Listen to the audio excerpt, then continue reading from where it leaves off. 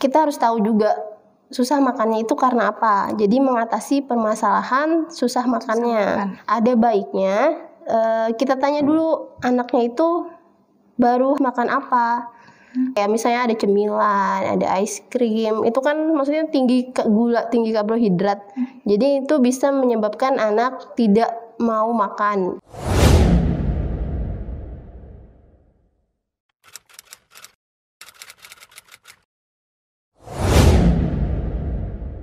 Assalamualaikum warahmatullahi wabarakatuh. Apa kabar ayah bunda? Semoga semuanya dalam keadaan sehat dan tetap menjaga protokol kesehatan terlebih di era pandemi ini. Nah, ayah bunda kembali lagi bersama kami pada program Ihsanul Amal Menyapa di channel YouTube SIT Ihsanul Amal. Nah, dan bersama saya Ustazah Ratu yang akan memandu acara ini. Nah, ayah bunda pada hari ini program Ihsanul Amal Menyapa dikemas dengan lebih menarik. Dan di studio kita sudah kedatangan narasumber yang merupakan seorang dokter di OPT Puskesmas Alabio, Kabupaten Hulu Sungai Utara. Beliau adalah Dr. Yeni Novita Dewi. Selamat datang di studio Ihsanul Amal Learning Center, Bu Dokter. Terima kasih. Terima kasih sudah berkenan memenuhi undangan kami. Ya, Bu Dokter apa kabar? Alhamdulillah baik. Alhamdulillah. Nah, ayah bunda, Bu Dokter Yeni ini juga merupakan orang tua dari satu peserta didik DSIT Ihsanul Amal dan beliau merupakan dokter teladan di Kabupaten Hulu Sungai Utara. Benar begitu Bu Dokter? Iya, alhamdulillah tahun berapa kemarin ya? 2018 kalau nggak salah. Iya. Nah, oke Bu Dokter, di tangan saya sudah ada beberapa pertanyaan yang dikirim oleh ayah bunda. Nah, langsung ke pertanyaan pertama ya Bu Dokter ya? Silakan. Oke. Pertanyaan pertama datang dari orang tuanya Armina Ramadhani kelas 2 nih. Katanya bagaimana cara merangsang selera makan anak? Soalnya nandanya jarang mau makan katanya. Oh iya. Ya, dipersilakan Bu Dokter. Iya, terima kasih. Saya coba jawab ya. Untuk masalah merangsang selera makan, sebenarnya rata-rata semua anak memang susah untuk makan. Kalau untuk merangsang selera makan itu ada beberapa cara. Yang pertama mungkin mengajak anak untuk makan bersama keluarga atau misalnya bersama teman. Dan setahu saya di SIT ini ada acara makan siang bersama ya. Nah, mungkin itu bisa merangsang selera makan anak karena dilihatnya kan semua pada makan. Jadi si anak mungkin akan mengikuti orang tersebut untuk ikut makan juga. Kemudian cara yang kedua itu bisa dengan mengatur waktu makan. Jadi ada baiknya waktu makan itu konsisten. Misalnya pagi jam berapa, siang jam berapa, malam jam berapa. Dan sebelum waktu makan itu ada baiknya jangan sampai anak nyemil. Kalau nyemil biasanya anak kenyang. Anak kenyang itu dia jadinya malas untuk makan pokok maksudnya, karena dia sudah kekenyangan karena cemilannya itu. Kemudian yang ketiga itu dengan menjauhkan, saat kita makan itu anak dijauhkan dari televisi atau gadget supaya konsentrasi anak memang untuk makan, bukan untuk sambil menonton. Dan kebanyakan anak-anak sekarang kan kayak gitu ya, asik dengan gadgetnya sambil makan. Jadi lupa. Jadi makannya lambat, nggak selera, kasihkan nonton maksudnya.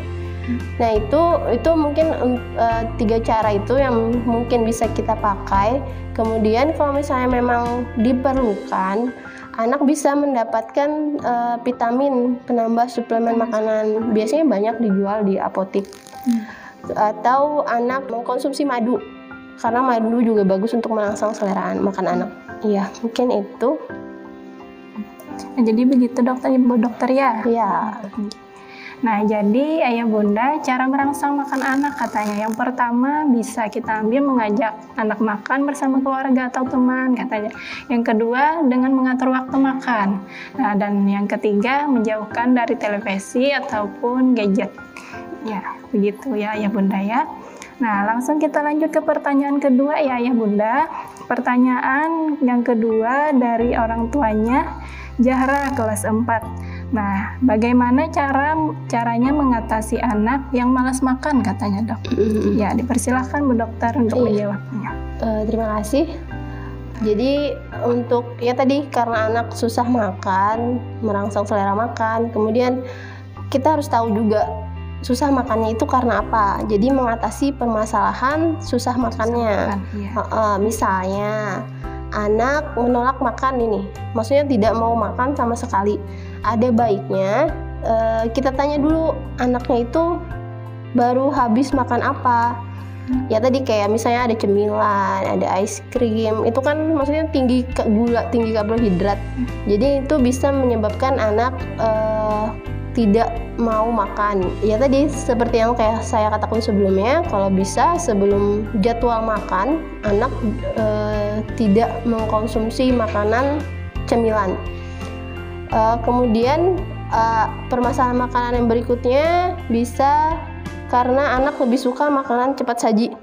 Kan sekarang banyak tuh kayak burger, kentang goreng. Anak kayaknya lebih suka makanan itu daripada makanan pokok. Jadi ada baiknya untuk makanan cepat saji kita simpan di rumah. Jadi sewaktu-waktu aja kita keluarkan. Kemudian misalnya terus ada permasalahan lagi, anak menolak makan karena dia maunya makan itu-itu aja. Jadi ada beberapa anak yang punya makanan favorit. Nah, itu biasanya kita bisa menyiasatinya dengan mengenalkan makanan baru. Sebenarnya untuk permasalahan susah makan ini ada baiknya kita lakukan dari setelah ASI. Jadi mulai MPASI. Jadi kita harus mengenalkan makan itu mungkin dari awal dia mengenal makanan, yaitu MPASI. Dari situ sebenarnya permasalahannya. Tapi intinya sih kalau untuk anak susah makan, kitanya harus sabar, jangan dipaksa. Karena anak kan memang nggak suka dipaksa ya. Jadi ya itu tadi, harus sabar, jangan dipaksa, dan dilatih terus anak ini untuk makan. Maksudnya dikenalkan makanan baru, jangan melulu itu, atau karena anak lebih suka camilan jadi dikasih camilan aja. Atau kalau misalnya mau, camilannya bisa diganti dengan buah. Karena buah juga tinggi gula, jadi anak bisa kenyang. Mungkin itu untuk yang anak-anak susah makan. Ya, jadi begitu Bu Dokter ya. Ya, nah jadi untuk Bundanya Zahra, cara mengatasi anak yang malas makan, katanya tanya dulu ya anaknya mau makan apa itu ya. Nah, dan jika punya makanan siap saji misalnya, nah disimpan aja dulu. Nah, nantinya suatu saat kalau diperlukan baru bisa diberikan kepada anaknya gitu. Sebenarnya anak-anak juga maksudnya punya rasa lapar, jadi jangan kita paksa makan. Nanti kalau dia lapar, dia pasti bilang sendiri minta makan. Baik, kita lanjut ke pertanyaan ketiga ya, Bu Dokter ya. Ya. Ya, pertanyaan ketiga datangnya dari orang tua Nasika. Nah, yang pertanyaannya, apa penyebab anak tidak suka makan sayur mayur, katanya Bu Dokter. Iya. Jadi gini ya, ada seorang profesor dari universitas di luar negeri, itu California kalau nggak salah, katanya kenapa anak itu tidak suka makan sayur karena ada rasa pahit di sayuran itu. Sedangkan anak-anak kan mungkin lebih suka manis, lebih suka asin, sebagaimana yang dia dulu dikenalkan makanan saat MPASI. Jadi kalau untuk pahit itu menurutnya rasa baru. Dan kebanyakan orang tua, mohon maaf, mungkin memaksa anak untuk makan sayur. Jadi dia merasa karena paksaan itu, makan sayur itu wajib. Sedangkan anak-anak kan lebih suka kalau misalnya kalau kamu bantuin ibu kasih es krim. Nah, kayak ada perasaan tersendiri kalau misalnya kalau dikasih es krim dia dapat hadiah. Sedangkan kalau disuruh makan sayur itu kayak dipaksa. Jadi kayak gimana ya, kayak perasaan trauma ada kayak gitu. Kemudian ya tadi karena menurutnya itu rasa baru yang dia perlu belajar untuk melatih oh ini loh sayur, oh sayur itu bagusnya buat tubuh seperti ini loh. Mungkin ya itu diajarkan. Jadi kalau untuk mengajari anak makan sayur itu bagusnya dalam porsi sedikit atau satu sayur tertentu. Jadi dikenalkan dulu, oh ini loh rasa sayur, dan memasak sayurnya jangan cuma direbus, maksudnya diolah jadi makanan yang ada rasanya, yang memang dia suka gitu. Kayak ada rasa asin, gurih. Mungkin yang paling gampang ya sayur sop ya. Sayur sop. Sayur sop tuh kan enak ada rasanya. Nah, mungkin dari situ pelan-pelan nanti dicoba lagi sayur yang lain. Ya tadi untuk membangkitkan rasa senang anak untuk memakan sayuran, dan intinya anak-anak jangan dipaksa, diajari, kitanya harus sabar sih, itu sih. Nah jadi begitu ya Ayah Bunda, kalau anak tidak suka sayur mayur katanya jangan memaksakan. Nah namun buat anak menyadari sendiri manfaat sayur bisa dengan cerita, mungkinnya biasakan satu sayur dulu kepada anak. Nah, kemudian coba sayur yang lain. Nih, jangan memaksakan semua sayur yang kita makan harus dia makan juga seperti itu ya. Ya. Kita lanjut ke pertanyaan berikutnya ya Bu Dokter. Iya. Ya, pertanyaan dari orang tuanya Syafiq Habibi kelas 9. Nah, katanya kenapa anak saya tidak bisa makan ayam atau udang sehingga menyebabkan dia gatal katanya. Iya. Untuk maksudnya setelah mengkonsumsi makanan tertentu kemudian ada timbul gejala seperti gatal, itu biasanya karena alergi makanan. Faktor yang mempengaruhi itu biasanya memang ada riwayat keturunan alergi di keluarga. Kenapa jadi timbul alergi? Karena si makanan ini kayak misalnya ayam tadi ya, udang, itu saat masuk ke dalam tubuh itu dianggap tubuh sebagai sesuatu yang keliru. Jadi ada timbul mekanisme pertahanan dalam tubuh. Jadi di dalam tubuh nanti akan dikeluarkan antibodi, yaitu immunoglobulin A, di mana itu untuk mendeteksi kalau misalnya ada yang masuk lagi. Makanan yang protein tadi kayak udang, kayak ayam. Kemudian kalau misalnya si anak mengkonsumsi udang atau ayam tadi, nanti akan si immunoglobulin E ini akan mengeluarkan satu senyawa di dalam tubuh yang berupa histamin. Nah, histamin ini yang akan memberikan reaksi berupa alergi tadi, salah satunya gatal. Sebenarnya untuk alergi makanan bukan cuma gatal. Anak diare setelah makan itu termasuk salah satu alergi makanan.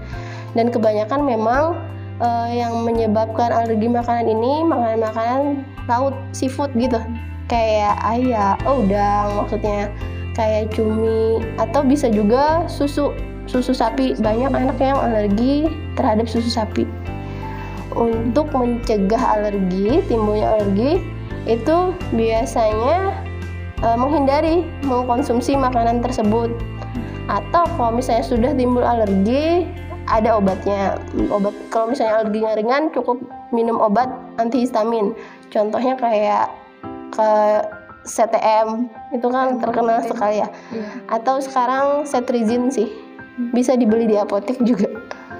Mungkin itu untuk tentang pertanyaan tadi. Oh iya. Nah, jadi Ayah Bunda Syafiq ya, penyebab dia gatal itu mungkin karena alergi timbul karena keturunan. Nah, alergi makanan bukan hanya gatal, namun juga bisa diare, juga termasuk alergi. Nah, begitu Bunda ya. Nah, kita masuki pertanyaan terakhir ya Bu Dokter ya. Ya, pertanyaannya dari orang tua Kamila Fatinatu Zahra kelas 7A.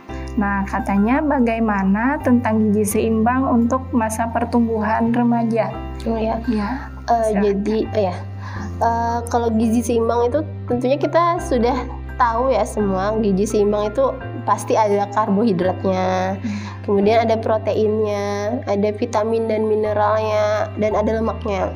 Untuk karbohidrat sendiri, seperti setiap hari kita makan bisa makan nasi ataupun roti, atau sumber karbohidrat yang lain. Kalau protein kan biasanya dari protein hewani ya, kayak ikan, daging, telur. Selanjutnya kalau vitamin dan mineral itu dari sayuran, dari buah-buahan, dan lemak.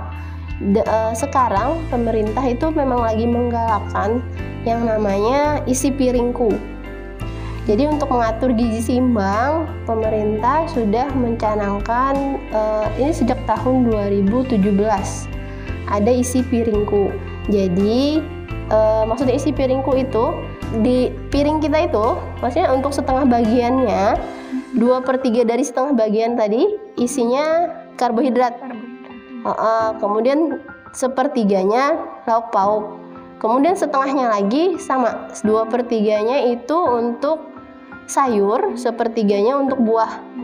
Jadi untuk gizi seimbang kita sekarang pakainya isi piringku untuk mengetahui makanan yang ada gizi seimbangnya untuk pertumbuhan, terutama pertumbuhan remaja tadi. Kalau di fasilitas kesehatan sih ada piring yang memang dibagi-bagi 2/3, 1/3 gitu. Kalau di rumah ya bisa dikira-kira. Jadi itu kalau untuk gizi seimbang pada remaja. Bisa juga dipakai untuk anak SD atau anak TK. Kan ada piring-piring tertentu, maksudnya piring-piring yang dipakai dibagilah, dikira-kira 2/3 dari setengahnya itu 2/3 karbohidrat, misalnya nasi. Kemudian 1/3-nya dari setengah lauk pauk. Setengahnya lagi 2/3-nya sayur, 1/3-nya buah. Nah, jadi begitu ya Bunda Zahra tentang bagaimana gizi seimbang untuk masa pertumbuhan.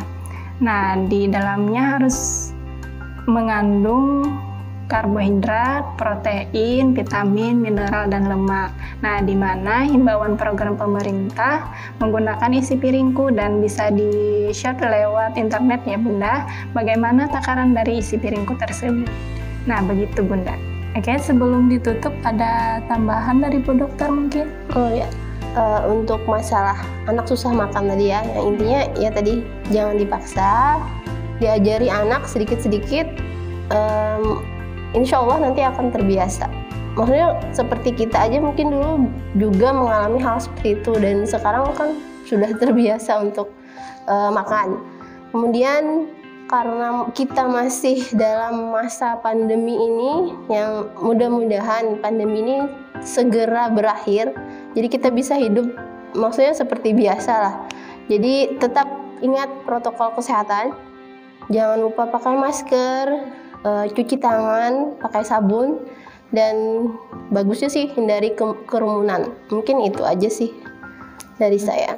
Oke. Baik, terima kasih Bu Dokter atas tambahannya dan juga terima kasih telah berkenan menjawabkan pertanyaan dari ayah bunda.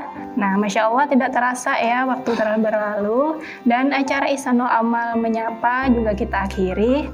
Nah, insya Allah akan ada sesi menarik lainnya yang ditayangkan pada acara Ihsanul Amal Menyapa. Dan saya selaku moderator memohon maaf apabila terdapat kesalahan dalam membawakan acara ini.